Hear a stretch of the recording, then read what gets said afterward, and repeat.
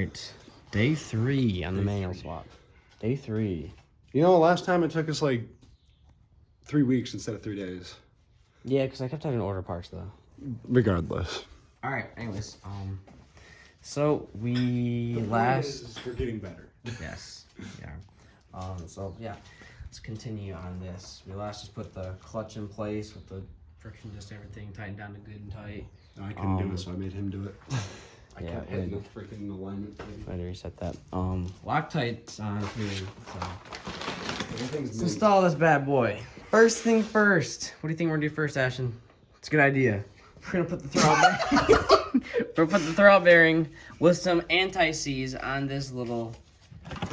Oh, wait. I was thinking we should probably install the throttle bearing with some grease right here. That's crazy. I never would have thought of that. I know. All right, so. Oh. I'm just realizing. We got the grease on there. Take your little third bearing like so. And yeah, you're gonna.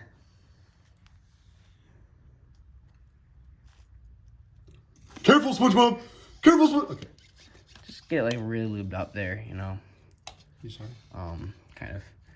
And then see where this. What do they call it? The Anyways, the thing that pushes the thing, so that the thing does the thing. got your boot, and you got your little fork. Oh yeah. Yes. Back here.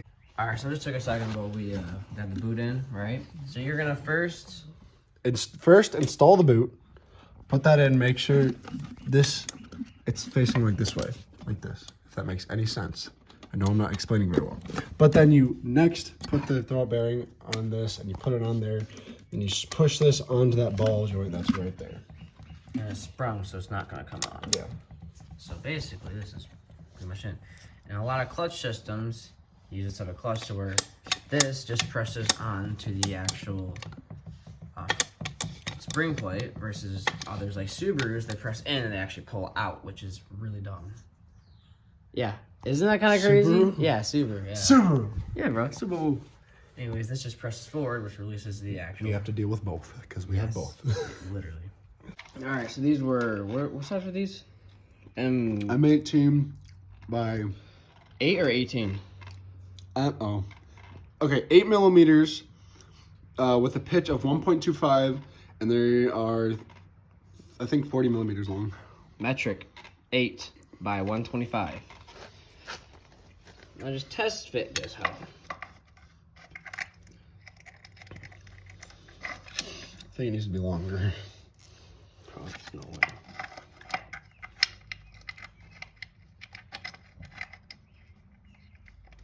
Okay, hold up. It's mint, dude. Figure out what size this is. Alright, and I would say install this now, but it might be hard to get the trans onto the engine if you install it now, but make sure everything's going to fit in place. Since we're going to manual swap, we had to go buy the bolts ourselves. So that's pretty good. It's mint.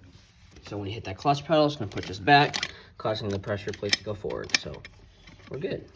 So be like, all right, you ready, Ashton? Nope. Hold on. The bolts. So we have the bolts perfectly aligned to where they're supposed to go. We're going to transfer all these in the same exact position over the automatic transmission to make sure we don't accidentally get any of these out of order. Not that these are different. I'm not for sure about that, but I just want to make sure these all go the exact hole we came out of. All right, so under the car, on a creeper, Ashton's going to go under the transmission, slide under and push it up. Why is it put 2 bolts on? One on the top left, one on the bottom right, or top right, bottom left type of thing. So, ready, Ashton? You should probably do top this side and the bottom that side, just because you'll be able to reach it better. Yeah, for sure. I mean, Okay. whatever works, but so he's gonna have to slide this up and hit the little. I mean, you have to center this pretty good. So It might take a few tries.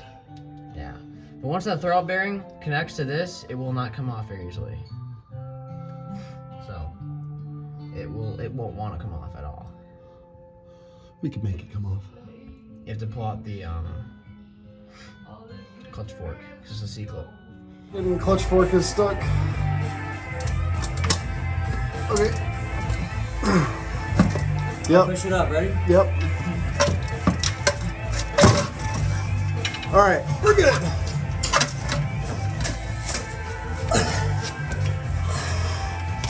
We're good. All right.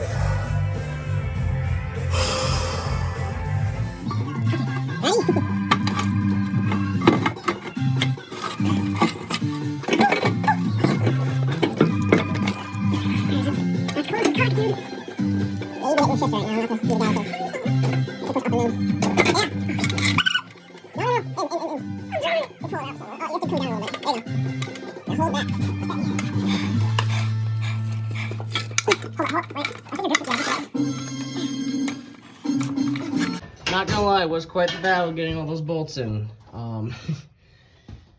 I would recommend having one person, if you're doing this on jacks and stands, one person laying under it, as we did in the video, pushing upwards and in, doing 1, 1, 1, 1, 1, 1, you know. So now we're gonna put the PPF in. All right, so right now, Ashton's gonna be filling up that trans with fluid, install the shifter.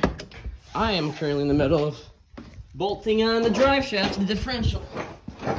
Slide the drive shaft into the transmission like we took it out, and the 4 bolts on the diff right there. Got a drain plug and a fill plug on the side. Fill her up there until it starts pouring out. But always drain to make sure there's nothing garbage inside. These 2 bolts and these 2 bolts are torqued to good and tight. Sound good? Sounds good. So, there's going to be a connector with a thick black and blue wire and a thick black and red wire. I don't know where the connector went. I just cut it. Here we go. Looks like this hoe right here. You're going to cut it and splice these together with like a twisty thing. I would recommend soldering it. We're just doing this as a prototype for now. We're going to do a manual ECU wire harness, wink wink. And wire, electrical wire, all these electrical tape, all these together. Zip tie it out of the way. And make sure to connect your line to the clutch slave cylinder, and there's also a ground back here. Make sure you get that. All right, so take off the cap for the master cylinder, and make sure you have both sides connected. Slave and master cylinder are all connected. It's a sealed system, and be careful of brake fluid as it is very corrosive to paint. This paint job's mint, so. Isn't it? It's so beautiful. See? Anyways. I'm just done with this, dude. Now you want to keep filling it up and bleeding it. Bench bleeding is the best idea, but it's a very small system. You want so.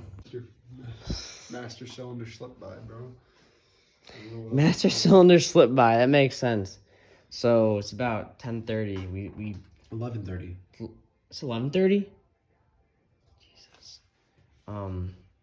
We've been installing, or we installed the hydraulics for the clutch, and we've been sitting here for about 3 hours trying to figure out what's wrong with it, you know, going through everything, because eventually it builds up pressure, but it doesn't build up quite enough.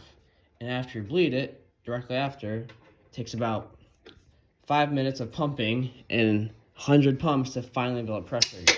So we're thinking it's slipping right past the piston and going directly back into the cylinder. So I have to go warranty this hoe out because literally brand new out of the box, not working. Cool though, Riley's like that. So I'm gonna do that real quick. All right, guys. So We had the Miata doctor come out. we had an issue. We had to drop the trans again because we thought we installed something wrong, but we didn't. So when manual swapping, a lot of parts are off of a lot of different cars, and I ended up just gotta bleed that clutch a lot, and also gonna have to take the adjustment on the clutch push rod. So now, after adjusting it, every car's gonna be different. You're gonna cut the left side of that brake pedal. So where that line comes down the middle, everything from the left side, cut it. Alright, and that's the basics of how to manual swap a NA Miata. So I'm sure NA and NB are gonna be pretty similar. But yeah, if you got any questions, just drop a comment. I'll try to answer as soon as possible or whenever I see it. So, thanks.